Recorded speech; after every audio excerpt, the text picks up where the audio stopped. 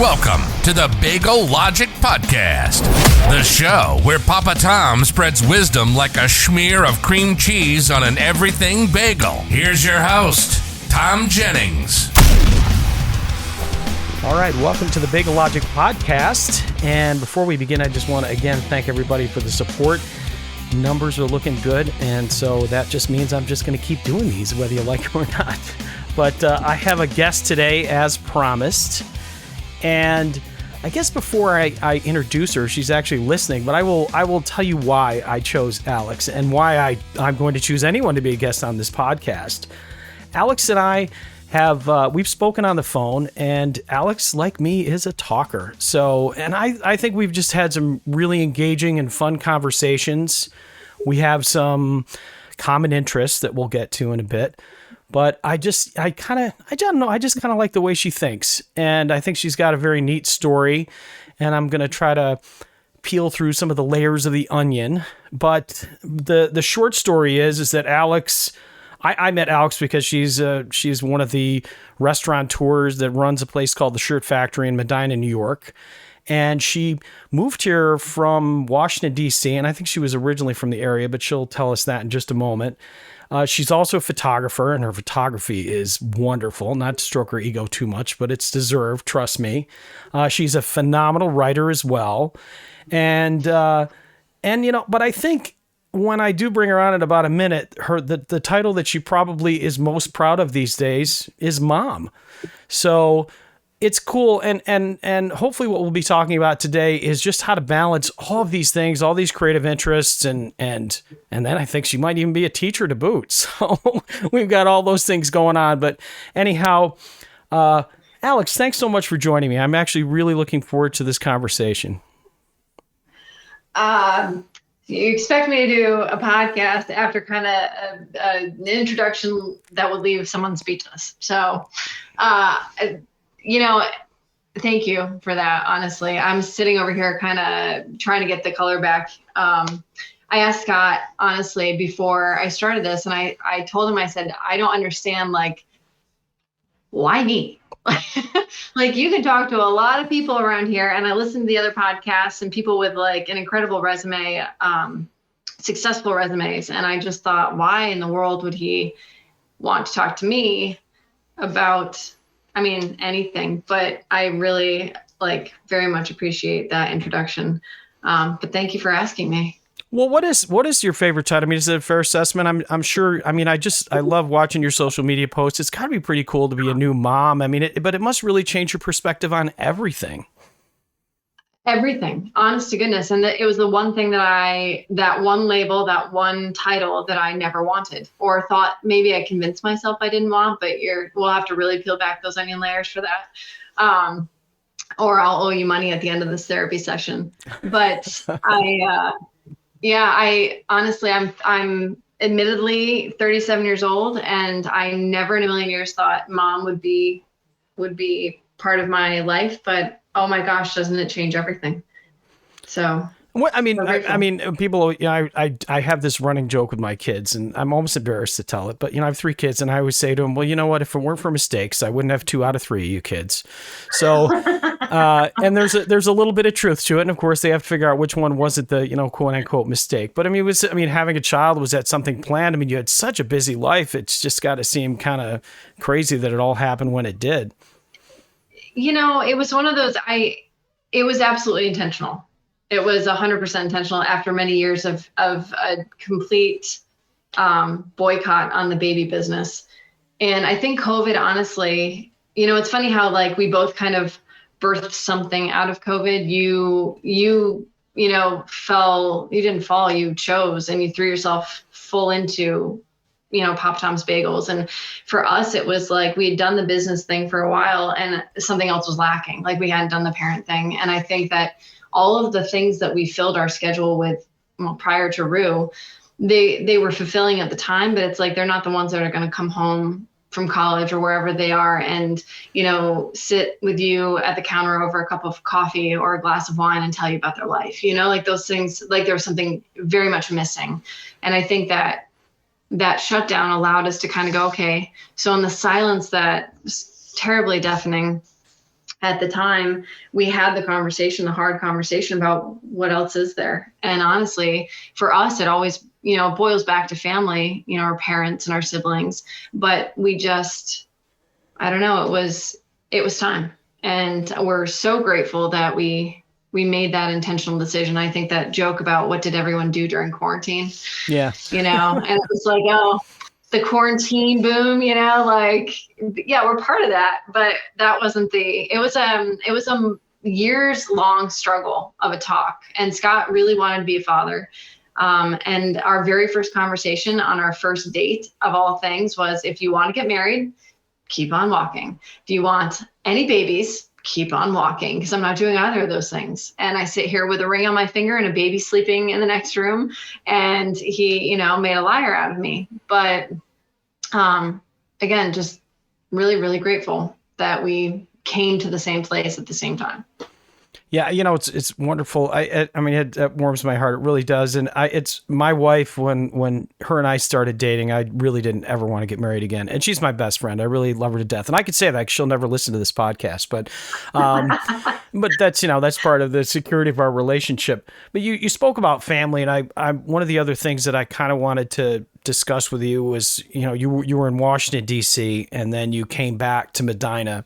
And I mean, Washington, to me, that's such a cool city. I've been there. Well, I've been there once, so can't pretend that I've been there a ton. But being an American history major, I had such a great time there, and I've always wanted to go back. But what was it like when you had to start coming to the realization that you were headed back from Washington, D.C. to Medina, New York?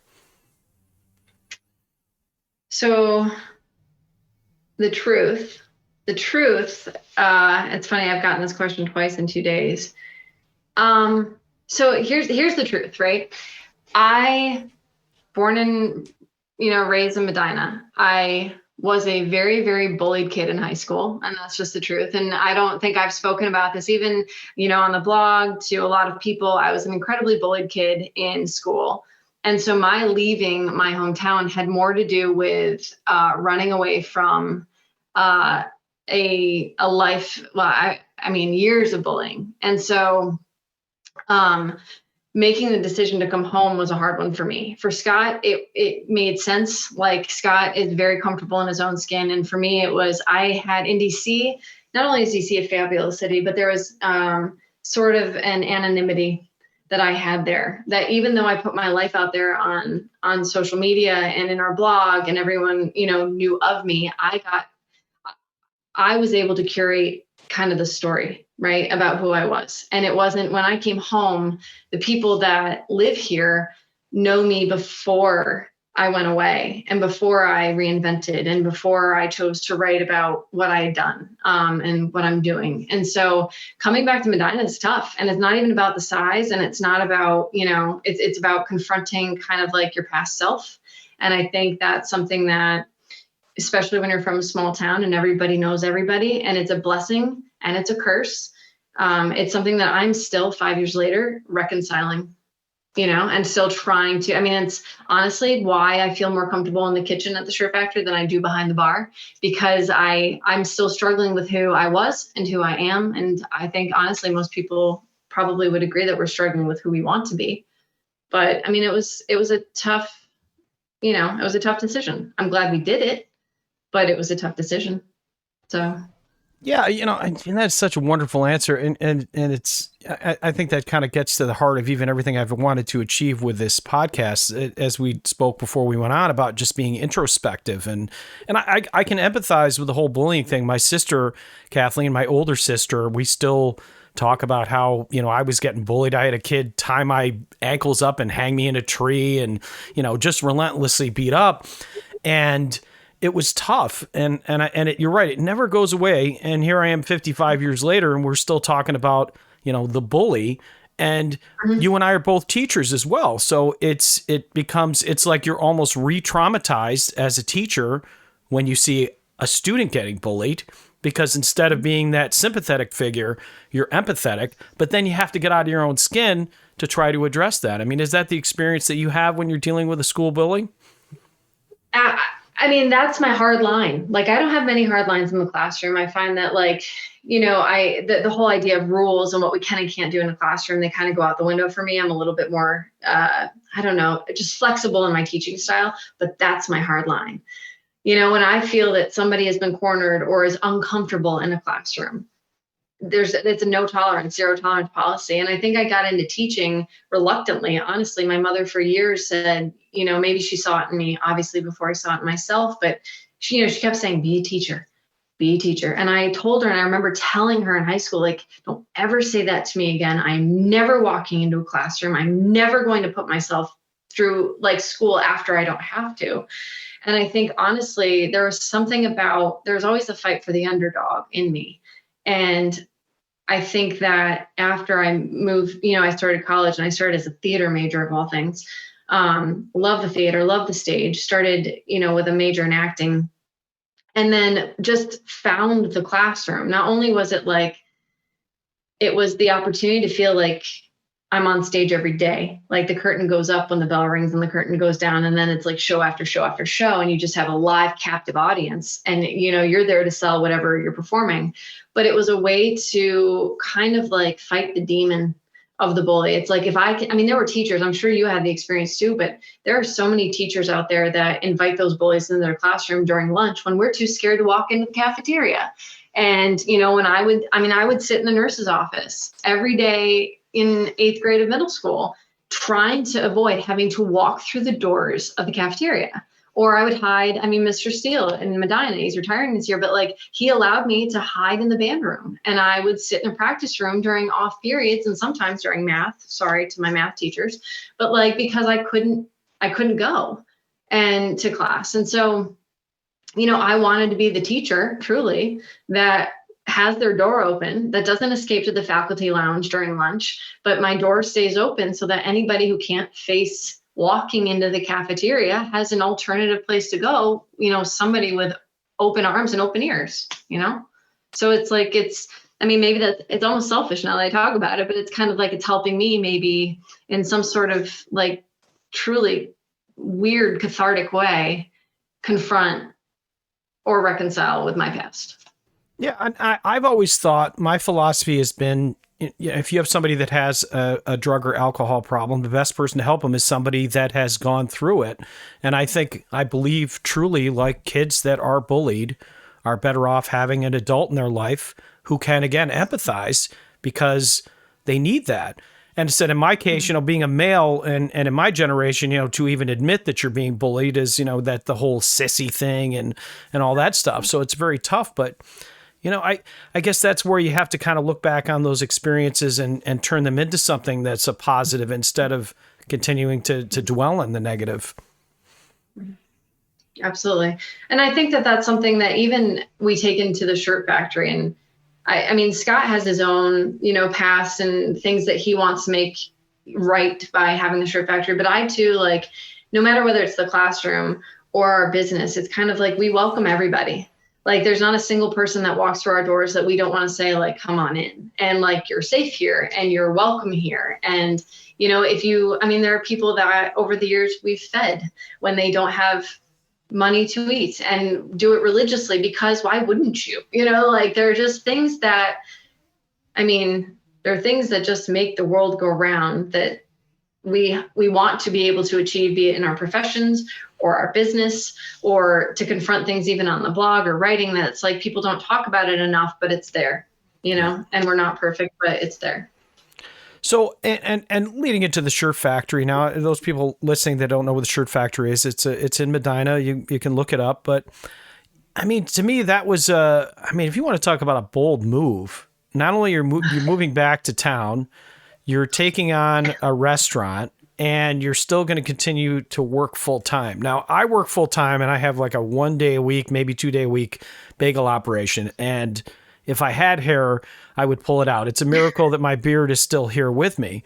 How do you deal with the stress? Because honestly, there are days that it drives me crazy. But you know what? It's such a love-hate relationship I have with my business. Are you kind of in that same spot? Oh my God, 100%. I remember vividly telling Scott prior to purchasing the factory. And the idea was we keep the coffee component, right? Because everyone knows the shirt factory for the coffee. And I'm like, why not? We love coffee. And we were going to start the cocktail bar soon after. And I remember telling him, like, totally down for this. I got this. I will do the creative, like, I'll do all the photography. I'll do the social media. Like, let me use my skill set. I'm an English teacher. I can do it, but I'm not washing dishes and I'm not making coffee. Like, we hired people to do that. And I've spent the last 4 years doing dishes until midnight and making coffee. And, you know, like, you're sitting there at like 11:30 at night kind of going, what the hell did I do to my life? It was so good, you know? And then the next day, like, there's just somebody says something, or you have a conversation, or people that you met. Like, I mean, Thom, you're one of them, but like, you meet so many like-minded individuals when you put yourself out there in a business. And those are those love moments, you know, like, you love so fiercely when you connect. And I think if anything outside of the food, the drink, the whatever, it's like the shirt factory has made us so many connections to amazing people. I don't think about that when I'm doing dishes at 11:30 at night, you know, but we were insane. I mean, you call it a bold move. It wasn't bold. It was like ignorant is honestly what it was. We got married, we moved home, we got married, we bought our farmhouse, and we took over the shirt factory. The marriage, the house, and the shirt factory was all in a matter of 6 months. And I started a new job. So I was teaching at the same time, and I started that brand new gig. And whenever you change schools, it's like, you feel like a new kid on the block, and it's really tough.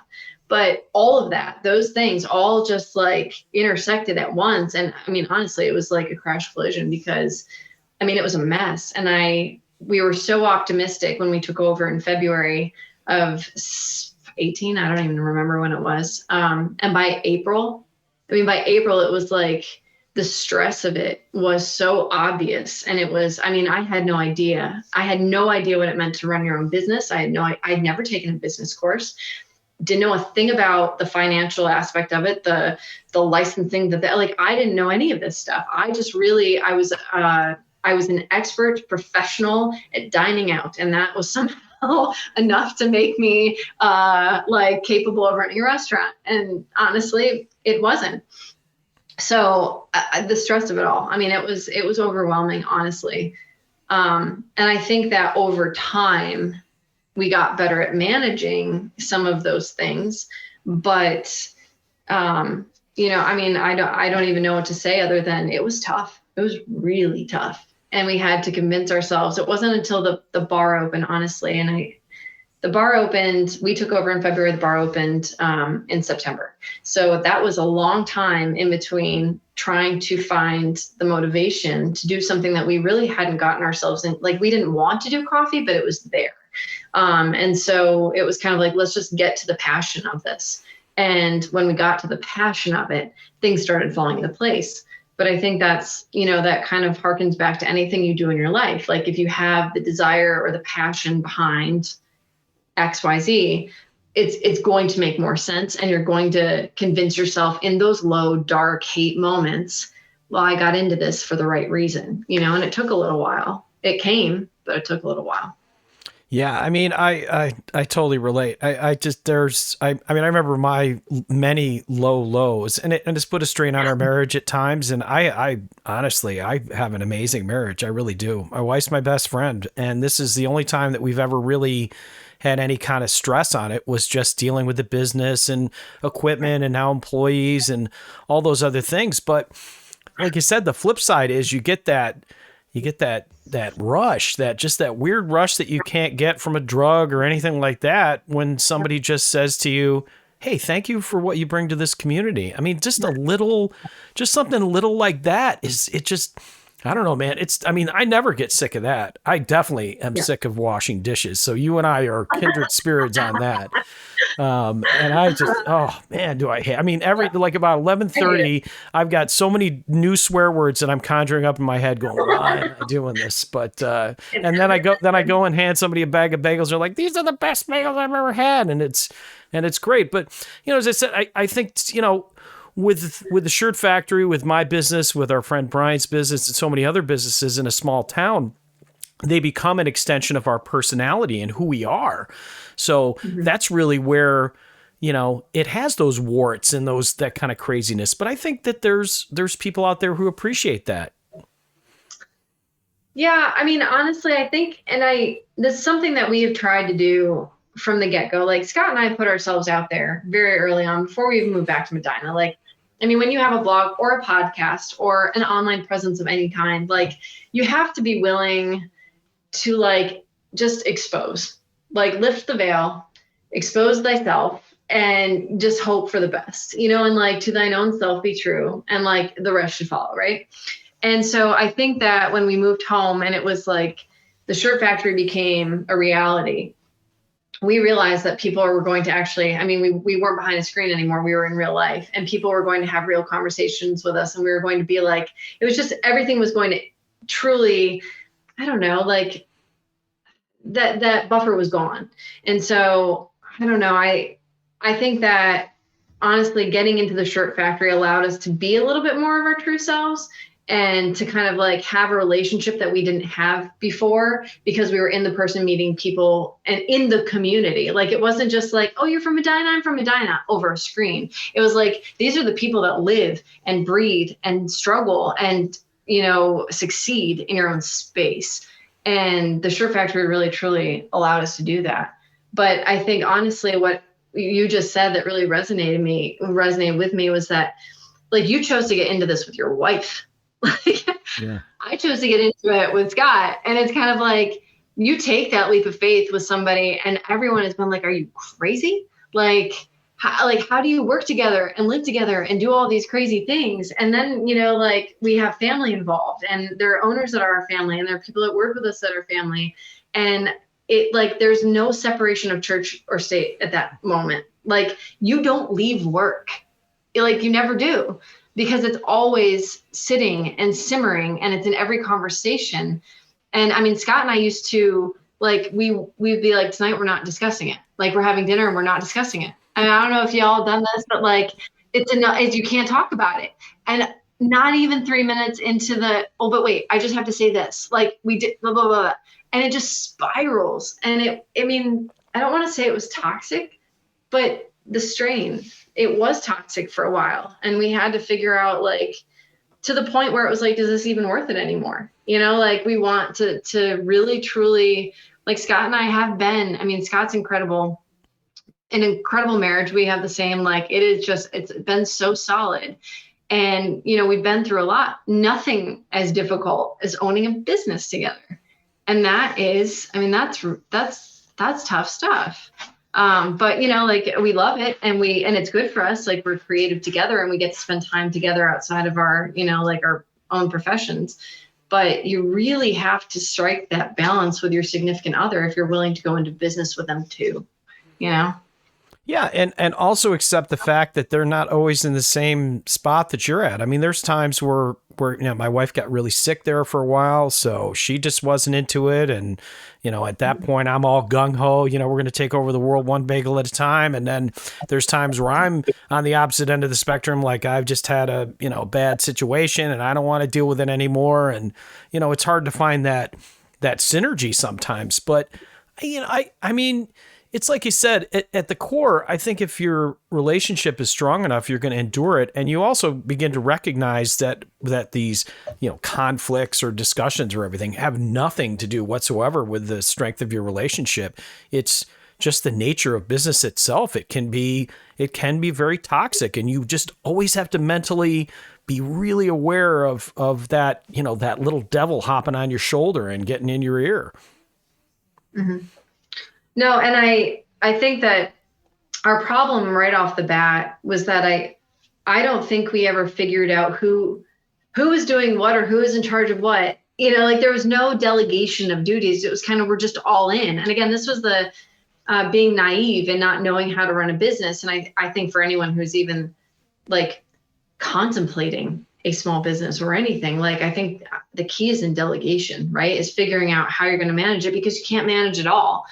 And Scott and I had like our fingers in every single, plate at the same time. And it just, oh my gosh, did we spiral? I mean, we spiraled out at that point because we didn't know who was doing what. So honestly, I think once we figured out like The bar is your entity. This is my entity. Like, this is how we're going to delineate responsibility. Then we were able to start having productive conversations, but it just takes so much time. And I don't even I told Scott the other day, I was like, people have had businesses for like hundreds of years, dude. Like, this is not new. Why does it feel like we are taking our very first steps of all time? Like, it's like we're the first business owners that ever existed. Like, this shouldn't be this way. Like, we should have learned, but there is no real, I think what's interesting is just like parenthood, like, you think you figured it out and then everything changes, right? Like, he gets a new tooth, stop sleeping, right? You've figured it out. You've mastered the naps. We're good. Same with teaching. You figured it out. You've mastered your coursework. You're good. And then all of a sudden it's gone. You're teaching something new. The same with a business. Like, every single time you almost begin to feel like you understand like the cycle or the pattern or like how life is supposed to operate, something gets completely pulled and you're back to square one. And I just feel like that's the definition of business ownership. Like, I just do now after 4 years. It's never been the same, and that's fine. Like, I think that's, I'm beginning to like that part of it.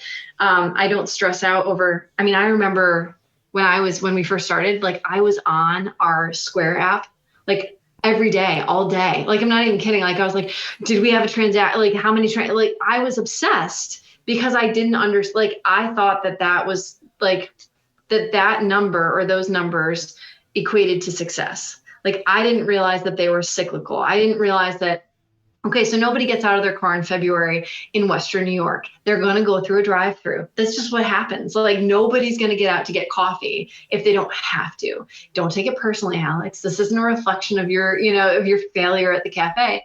It's just what is, and it's like, you kind of have to, like, at some point divorce yourself from like that expectation or that standard, because I'm like, it's going to change. And that's part of it. Like, that's part of the game. So when you're playing the game, no, it's going to change. Yeah. I see people that are, I guess, societally defined as successful at business. I have a brother-in-law that he's just made disgusting amounts of money, but at his core, he's kind of a, but he's just not, like, he just doesn't seem happy. He was divorced recently, and there's just, he's not close with my wife, who is his sister, and there's really no reason for it because she's a great person and all that stuff. But I see, what I always struggle with mentally is, like, when people say you got to be good in business, is that it almost equates to you have to be ruthless. And I think that that's where I've struggled with, even in establishing relationships with other people and trying to, get in these bait and switch deals with people. Oh, I'll help you with this. Oh, by the way, it's going to cost you $300, whatever, and all that. But then I see these other guys that when they negotiate, they just, man, they don't care. They're just in it to win it. And I've always looked for that kind of like, hey man, where can we both win here? And yeah. I still live in that world, but I've had to divorce myself from it. And kind of the business advice I get from all my business people is like, hey man, you got to look out for number one. You got to look out for number one.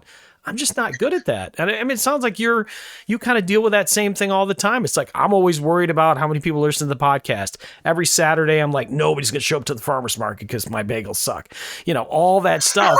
And, you would think that 2 years in that I wouldn't feel that way anymore. But it seems like it's kind of a natural thing. And it's like, you go, why do we do this to ourselves? What are we thinking? But you know what, at the end of the day, like you said, going back, there's still something so rewarding about it that you don't want to scare people away from doing it if it really is their passion, Mm-hmm.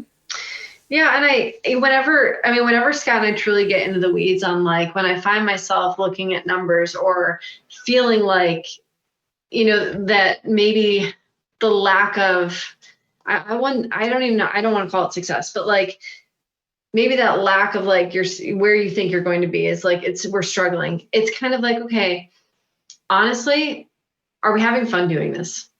Is it enjoyable for us? Because if it's not enjoyable for us right now, then other people feel it. And that's so, like, we have to always be cognizant of, like, are we enjoying this? Because if we are, I guarantee people are going to as well. And so I think, honestly, I think it's incredible that you started your business during COVID. Like when everybody else was like threatened and like feeling the weight of it, like you had this, I mean, what an incredible venture to start during such a low time. Like, I applaud you, because I mean, we were all just racking our brains on how to survive, and you just went with it. And that is something that I deeply respect you for committing to an idea during such like a turbulent era in our history. But like coming out of COVID, can we even say that? I'm going to knock on wood here. Coming out of like maybe the darkest situation, like Scott and I have had to sit back and kind of be like, okay, how do we have fun again? Like we need to have fun. And that was part of like, having the bar takeover, when y'all did the bar takeover, and having, Leo from Myriad come in and do Speakeasy, and having Sean doing Hurt Factory in a couple of days. Like, if we're not having fun with each other, there's no point, right? Especially in a small town, because everybody feels it, and people are drawn to energy, and people are drawn to good energy. And unless you are not even projecting it, but genuinely experiencing it, there's no point, right? Yeah, no, I agree. And, the whole bagel thing, I mean, everybody, oh, it's crazy. You started a business during COVID. It was just dumb luck. I really believe that. It really was. It was just dumb luck. It was the last thing in the world I would have ever expected to do. I got some great advice from some people. I mean, I owe a lot of credit to our friend Brian DeGraw. I mean, he encouraged me because he was an artisan, and he was the kind of guy who really took a chance. And, one of the things I envy about Brian is that Brian comes across as very even keeled. But you know what? I've seen the stress of the last couple of years on him with his business and trying to balance his family and all that stuff. And it's funny.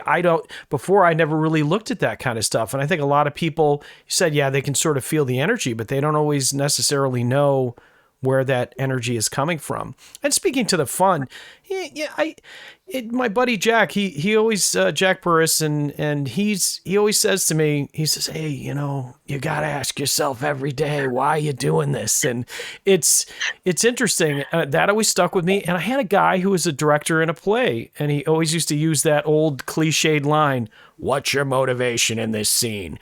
And you know what? You said you had an acting background, and on some level, I always go back to that in life. Like, what is your motivation? What's your motivation to have a child? What's your motivation to buy the shirt? What's my motivation to have the baby? And if you can't answer that question, it will literally eat you alive. Right. But so you say that, and I'm like, I don't even know how to word this.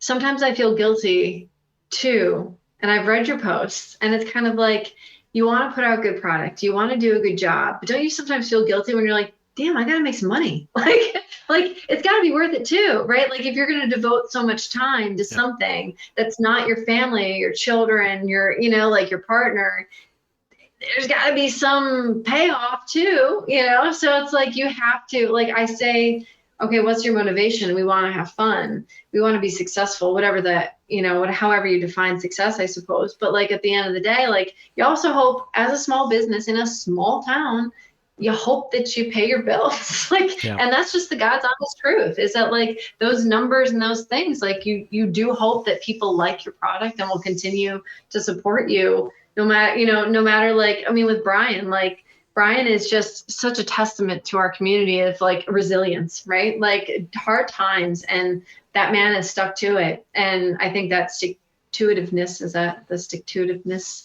If it's not a word, we've just made it a word. So that's good for me. There you go. Stick-to-itiveness. That, like, I mean, he embodies that 100%, and it's kind of like, there are dark times, and it's okay to have dark times. And you just, again, you hope that people are going to show up when you're having fun, and you kind of hope they're going to show up when you're not, and that they know that I think that what you're trying to do and what you're trying to accomplish, it comes from a good place. And I mean, I know that's what you're doing with your business, and that's what, Scott and I are trying to do with ours. And I think that anyone who has that courage to put themselves out there and to start a business, or to be, kind of like handling something of that nature, you're really just hoping that people are there, that they see you.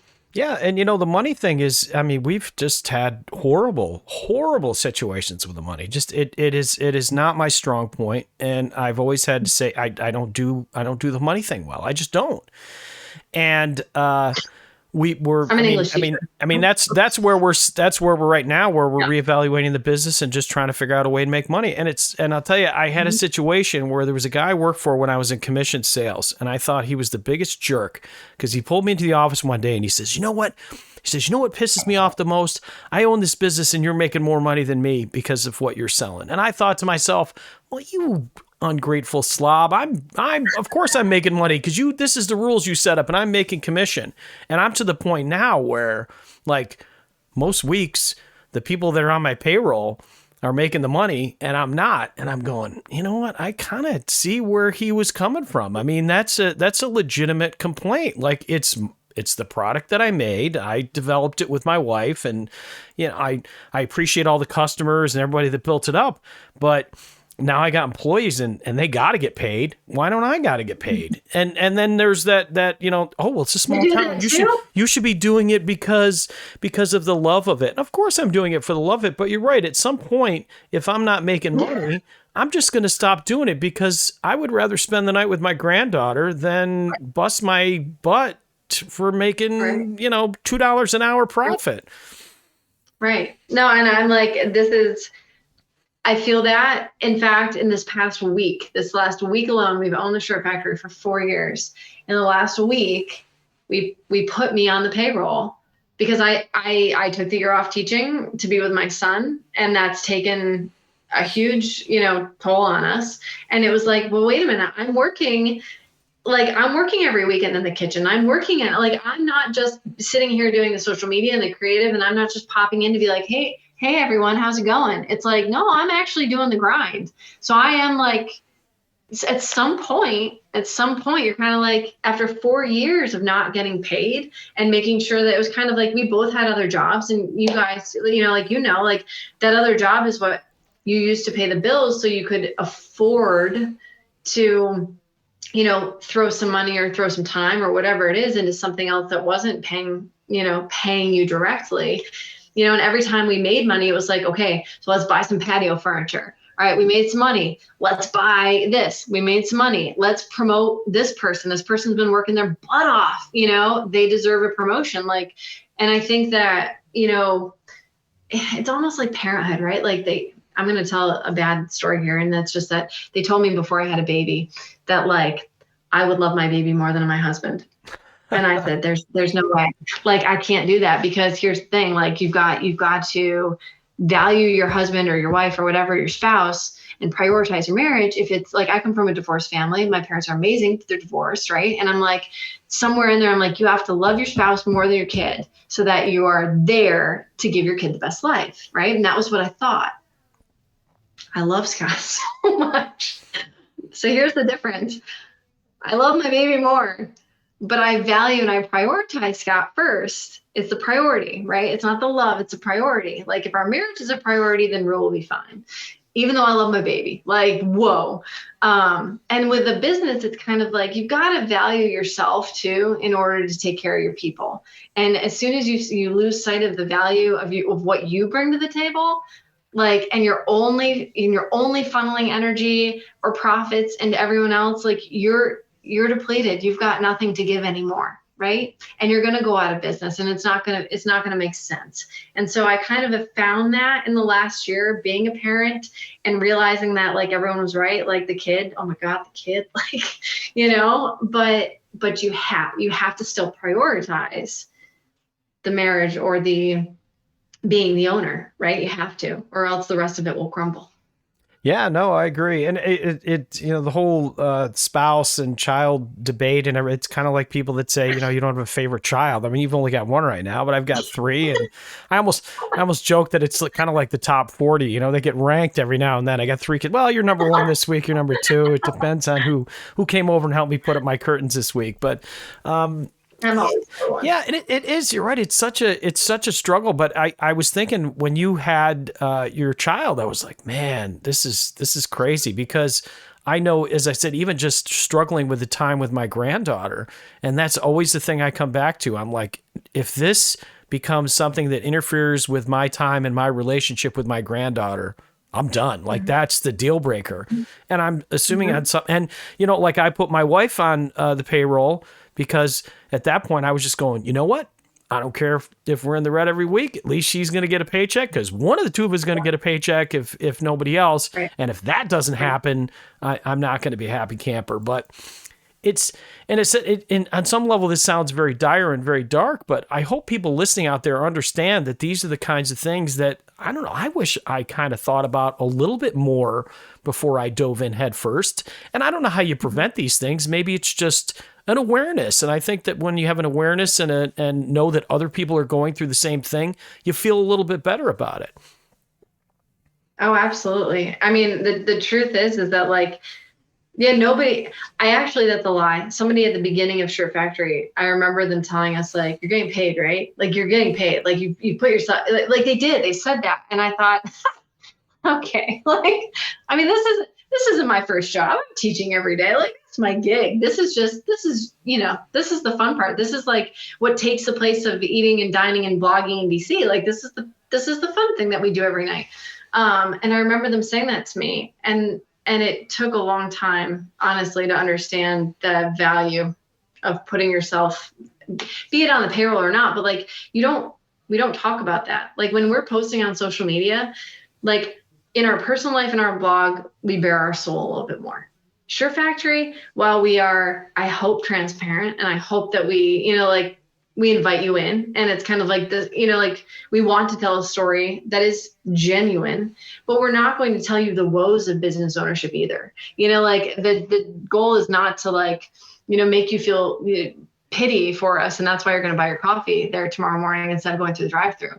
But like, these are real conversations and real things that like you and I are having now. I've never had with anybody else in this community. Like it just hasn't happened like that. But they're honest and they're real, and it's tough. Yeah. And even when you go back to the whole social media thing, I think where, like you said, you had a degree of anonymity in Washington, D.C. I just moved from Albion, which is a small town in Orleans County, to Oakfield. And there's a little bit of relief there because I have a fresh start. Nobody really knows me here, and I'm not judged for my political affiliation or anything like that. But you draw that fine line even with your business of having to expose some of the dirty side of it. So like we had a situation a couple weeks, 3-4 weeks ago now, we had almost $300 worth of orders canceled at the last minute. So it was like nearly 50% of our week's business, and we hadn't taken orders in a long time. So we didn't get payment in advance, and we'd had issues with this in the past. And let me tell you, dude, I was like ready to blow my stack. And the only reason the number was so large is because all of the orders that were canceled were large. And there's a part of my conspiratorial mind that says, somebody set me up to do this because there were some names that we didn't recognize, but that's a whole nother story. I do believe we did land on the moon, by the way, but I digress. But therein lies the whole issue with, when you put it out to people and you go, hey, we just have to, everybody's just got to prepay right now. Like I can't, this is it. If you guys start prepaying, or we just ain't going to make the orders. And we had a little bit of pushback, but nothing that was too awful. But I think like when I write, for example, and I know you're a writer as well, I write a music column, and a lot of times I'll have to review a record, and there's records that I really don't like, but I was always knocked about how you never really write a bad review. And I go, well, they're all good, but I think people can kind of read how good they are and know if I really didn't like it or not. So I think that's kind of the balance. And I think I see some of that with you guys too, where it's like, yeah, I don't want to go 100% negative and really show you all the bad stuff. But man, if you can read between the lines, you know that I am pissed today, Yep.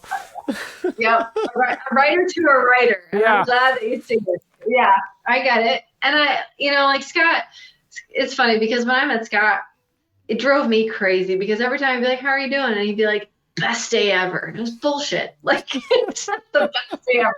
I call bullshit. Like, it's not true, And now I answer everybody. They're like, how you doing? I'm like, live the dream. Yeah. And it's like, I do it too. You like brainwash me, But it's like, it's such a fine line of like, you want to, I told somebody recently that like owning a business and having employees, and that's a whole nother, I mean, like, I love this, the job interview, the questions, the interview podcast that you did, because I know you and I related a little bit on, we're hiring there at the Sure Factory right now. It's not been a pleasant experience. But it's like when you have employees or you have a staff that like you're managing, you're in control of, like, it's your duty, like it just is, to like inspire them and to not necessarily show your cards and be a tyrant all the time, or like, like you have to, it's almost like you have to be what you want, right, other people to be. And it's, strong and motivated, inspiring, and like optimistic. Like you have to do those things. But there's so many times that you just want to sit back and be like, dude, like buy the freaking coffee. Like it's good. Like, and it's so frustrating because you can't always say it. But it's, and on social media too, like Scott and I want, we always said like, we want to be kind of like the fun, but like the break that people get. Like we want to just give a positive moment to somebody's day. And that's the goal. So it's like, we never really want to take that time necessarily with the Sure Factory. And I feel like I'm finding my voice again with the blog, because being back in Medina silenced me for a while because a bullied kid doesn't talk, right? So you don't know what to say when you know that the people that are reading know like more than you want them to know. But like on the Sure Factory, it's kind of like we still abide by the, like, we're going to be positive because that's what we want. That's what we want to project, and that's who we want to be. Like we always want to be the better version of ourselves. And I have a million imperfect moments throughout the day.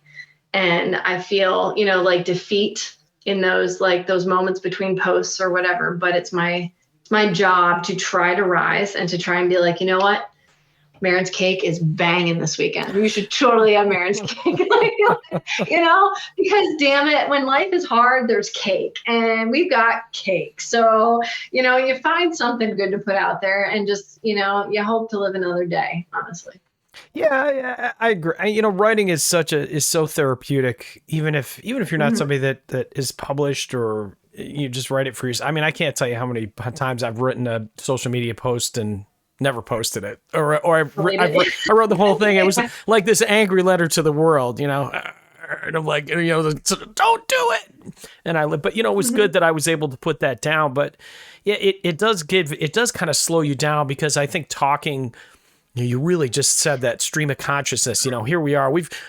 But the advantage of talking is, like you said, we wouldn't have been able to have an authentic conversation and really dig deep in this and understand where each was thinking and where we're like-minded and whatnot if we weren't doing this.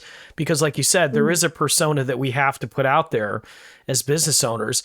And that's not because we're being fake. It's because it's a responsibility. It's literally a social responsibility to put forth the most positive thing that you can, because otherwise you're part of the problem, and it's hard sometimes, because this is a pretty darn negative world. And let's face it, some nasty social media posts, man, they can be very effective if you want to market, Yeah, no, I absolutely. And I think that we're trying to find the balance now between like having brave conversations in a responsible way, especially, as things are in this county, like they're, and in the world, right? Like people are unable to come to the table and have very productive conversations over hard topics. And I think we're still trying to figure out how we can be that voice of reason, and not necessarily of bias or to sway anybody, but like to be kind of that, what is that? Help me out. I'm an English teacher. That what of change? Isn't there a saying like you can be agent of change? The change agent? There you go. That sounds good. Okay. That agent, that whatever, right? Like, I mean, you can tell I've taken 6 months off of teaching. But like, how to be, again, like you're saying, socially responsible, but also to help facilitate a culture of like, we're all human and we're all in this, and like things can be positive, but we're going to be real too. And I think there's a balance that we haven't found yet, but that's what we're striving to do.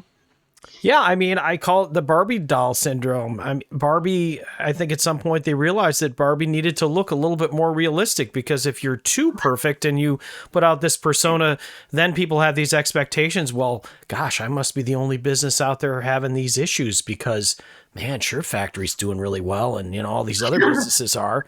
So I think that you raised a point that it's important that we have to be able to get to the point where we can have these types of conversations instead of getting bogged down in.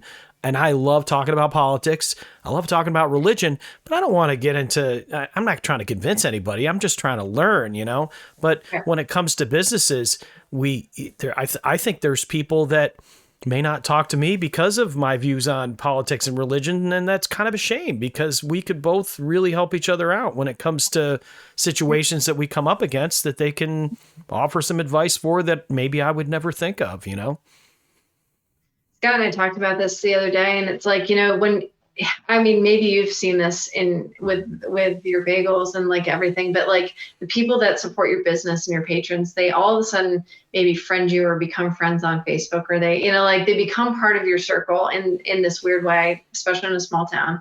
And you start to read the things that they write, and you're like, but I liked you so much. I liked you. And then, but you're like, okay, so I still like you. Like, could we not sit down and have just like this really innocent, loving dialogue about like the way you feel and the way I feel? And like, can we not come to some sort of understanding? I'm not trying to convince you of anything. I just, like you said, like you and I had a good conversation about this, like at the bar one day about religion, and like, I liked your why churches hate me.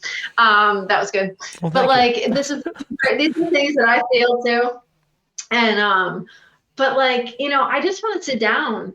I really, truly want to sit down with people of all different, backgrounds and belief systems, and just like, have a cocktail or a glass of wine in the back of the Shirt Factory and just kind of understand. Like, that's the point. I just want to understand. I don't, at the end of the day, have to agree with you, but I'm not going to go off on Facebook about it. I just want to sit with you. I don't want to talk with you. I want to see why you came to that conclusion. And in a small town, like Scott and I have often, like coming from DC, everybody, and I'll say this and I'll probably regret it, but like, it doesn't matter in DC if 6 people on your strip have the exact same roasted Brussels sprouts. You're all going to serve them. They all are going to taste basically the same. But in Orleans County, so help you God, if you have a similar baked good, right? Because then all of a sudden it's like burn them at the stake, they copied, right? In a small town narrative shift, and it's difficult. And I feel like that's why it's even more important to have these conversations and to kind of like not feel threatened by other people or other businesses or other belief systems, because like, we are the fabric of the country. Like, we are the small town that is what, like, that's who we are, and that's what this country is made of. And unless we can do it, like, who else is going to do it, right? So we cannot suck at this. Like, we have to get better, and we have to have conversations as business owners, as, community members, as just humans of this crazy world. Like, we just have to do better. Where did this podcast go, dude? It went exactly where it was supposed to go. Absolutely. And probably that's a great segue, because we're just at about the point where we should probably wrap up. But yeah, I mean, honestly, but again, it went where it was supposed to go, because these are the kinds of conversations that hopefully people can listen into and say, you know what, I get it. I get it. That this is a real situation, and good stuff, bad stuff. I think you and I are both on the same page in the fact that we're very hopeful and happy for the most part, but we also have to accept the fact that when something's not going well, that we have to kind of deal with it and call it out and understand that a lot of people struggle. Some people have been bullied. If you haven't been bullied, God bless you. I wouldn't wish it on my worst enemy. Being a mom, it's tough. Being a business owner, it's tough. Being a writer, it's tough. All that stuff is tough, but it's what makes us who we are. It's what drives us. And I don't necessarily understand how to be a carpenter per se, but I understand the pride in having built something and looking at its finished product. So we all have a common ground in that respect. And again, that's kind of what I'm hoping to accomplish as this podcast evolves, that it just becomes real conversations instead of, I don't have any cheerleaders to bring in here or any exciting stuff like that. So it's just me. But I really, really do appreciate your candor. And again, this is why I chose you, because I knew that we could have this type of conversation, because we've had it before when we haven't had the microphones on. So I really enjoyed it. So from my heart, in all honesty, thank you very much. And I hope you enjoyed it half as much as I did. Thank you so much for asking me, Thom. That was wonderful. All right. Well, great. And once again, everybody, please subscribe. Please share any comments, anything like that. Go ahead and send it. And thank you so much for joining me on this episode of the Bagel Logic Podcast.